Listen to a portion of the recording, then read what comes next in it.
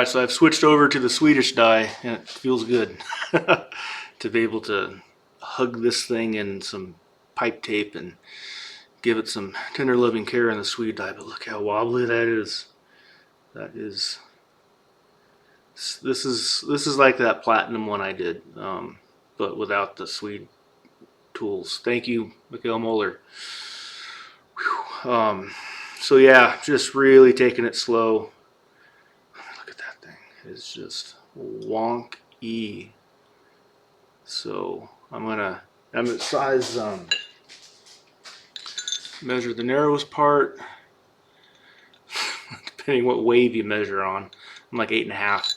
So this is good. I'm going to use the Swedish die, lots of wraps, like 15 wraps with a heavy tape, and then use the brass pushers. I want even pressure and just take it really slow. Still have the surface cracks, but now that we're compressing, I think we'll be okay. I hope. All right, see ya.